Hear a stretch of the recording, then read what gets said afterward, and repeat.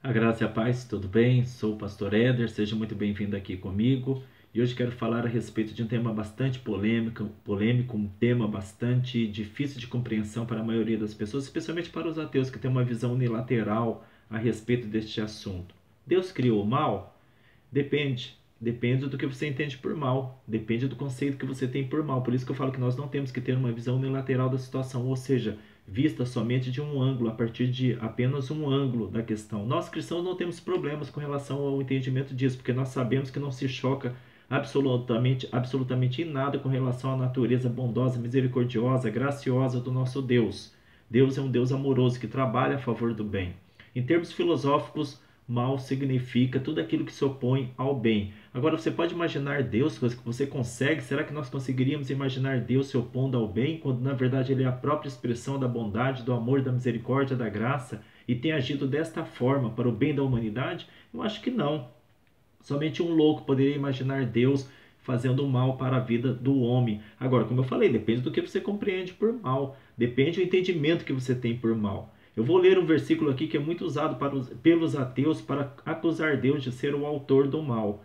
Esse versículo se encontra aqui em Isaías 45, versículo 7. Inclusive, foi um dos questionamentos a respeito deste versículo que uma ateia chamada Hipatia Lise me fez com relação ao entendimento deste versículo, que também com certeza ela tem o mesmo entendimento dos outros ateus, olhando apenas através de uma visão unilateral em termos de entendimento deste versículo. Então, vamos para o versículo. Versículo 7 fala assim: Eu formo a luz e crio as trevas. Eu faço a paz e crio o mal. Eu, o Senhor, faço todas essas coisas.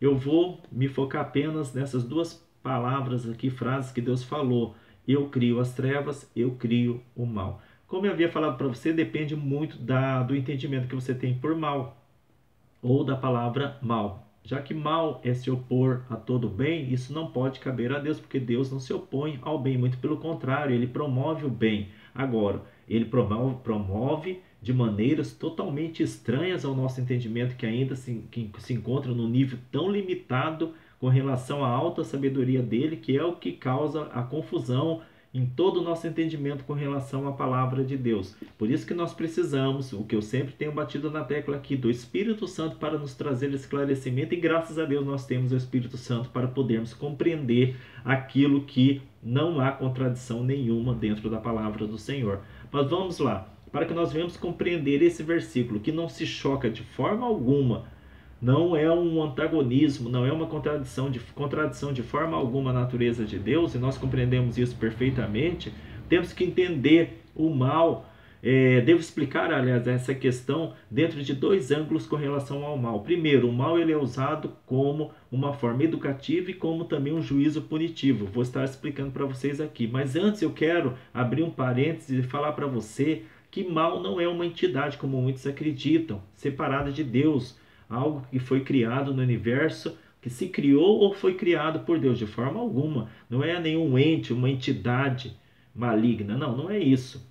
O mal, ele é simplesmente a ausência do bem, é a ausência de Deus. O mal nada mais é do que as consequências dos nossos próprios atos pela quebra da própria lei de Deus, que são diretrizes seguras para o nosso próprio bem e felicidade, para o bem da humanidade e felicidade também da humanidade.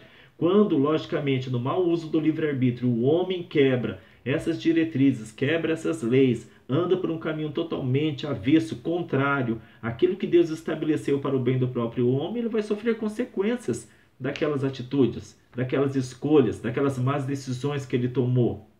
Essas consequências virão de uma forma muito dolorosa, na maioria das vezes, sobre a vida do ser humano.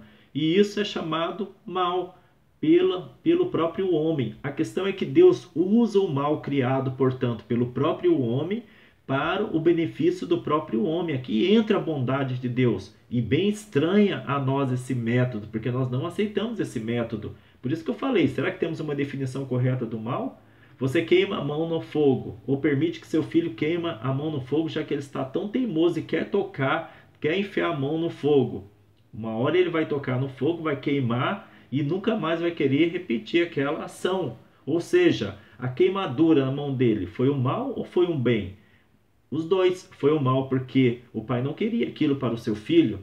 mas foi um bem porque causou uma mudança de pensamento na vida daquela criança e agora ela nunca mais vai enfiar a mão no fogo. Da mesma forma acontece na nossa vida, como seres humanos, adultos. Acontece em todos os ângulos da nossa vida. Bom, eu falei que o mal, então, ele tem dois aspectos, dois ângulos, no aspecto educativo e o aspecto como juízo punitivo.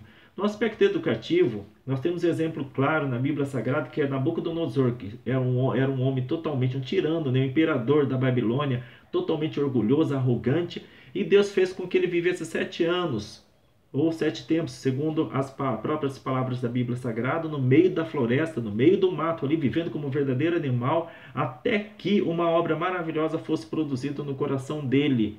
Que obra é essa? A humildade. Ele reconheceu que Deus era maior do que ele reconheceu a sua arrogância, a sua soberba e se transformou num homem de bem, se tornou um homem de bem. Então aquilo que era ou parecia ser mal para ele, foi usado por Deus como um verdadeiro bem para a vida daquele homem. Por isso que eu falo, temos que ter uma definição correta, um entendimento correto do que nós chamamos mal, que muitas vezes é o bem para cada um de nós.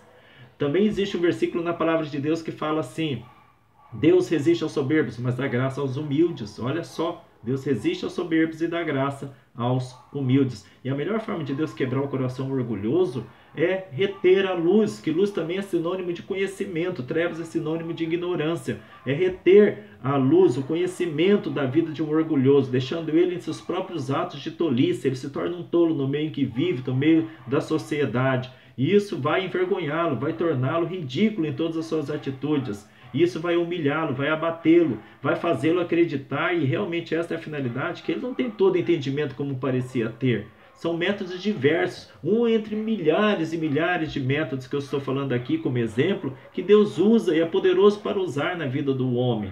Nós temos também uma passagem onde mostra que Deus também cria deficiência física na vida do homem para que algo benéfico seja criado dentro do coração do homem. Não podemos negar isso, que Deus cria deficiência também. Quantas crianças têm nascido deficientes?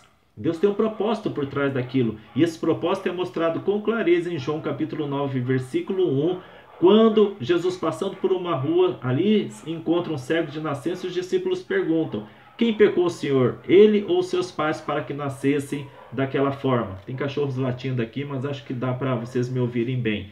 E Jesus falou assim: nem ele nem seus pais pecaram para que resultasse nessa cegueira, mas foi assim para que se manifeste nele a glória de Deus. Que glória é essa? Nós não sabemos o coração daquele cego. Talvez também fosse outra pessoa orgulhosa que somente através da mendicância, somente através de esmolar o pão de cada dia, fosse quebrar o orgulho daquele homem, porque não tem nada mais desagradável para um homem orgulhoso, para uma pessoa orgulhosa, do que depender das outras pessoas, e a cegueira caberia muito bem naquela situação. Quebrou o orgulho daquele cego, tornou-se humilde, então já não havia mais necessidade dele passar por aquela privação da visão. Jesus foi e curou aquele homem. Que coisa gloriosa. Isso ele chamou de glória de Deus. O que é a glória de Deus manifestada na vida daquele homem? O benefício que mudou, que causou a mudança no coração daquele homem, de um coração mal empedrado para um coração bom e sensível ao bem. Então, o que nós chamamos de mal, o mal, Deus causou mal na vida daquele homem. Um mal para que educasse ele no caminho do bem. Este é o primeiro aspecto daquilo que nós chamamos de mal, quando na verdade é um aspecto educativo na vida do homem.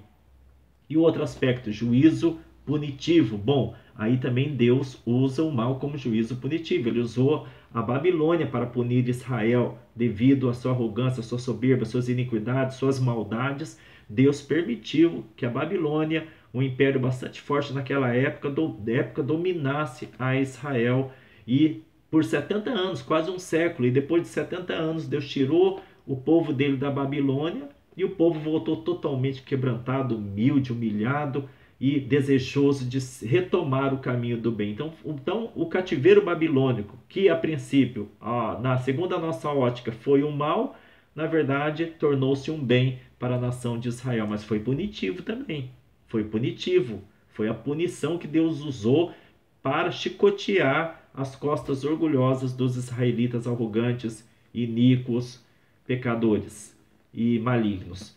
Também tem a questão do inferno, que é um juízo punitivo para todos aqueles que insistirem em recusar o caminho do bem, eles encontrarão a condenação eterna, a condenação na vida espiritual da sua alma.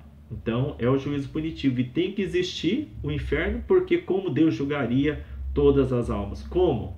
Fariam toda forma de mal, insistiriam no mal em toda uma existência terrena para depois o que? Herdar o reino de Deus, herdar o reino de luz? Não. Eles vão herdar aquilo em que eles viveram o tempo todo, naquilo em que eles viveram o tempo todo, trevas.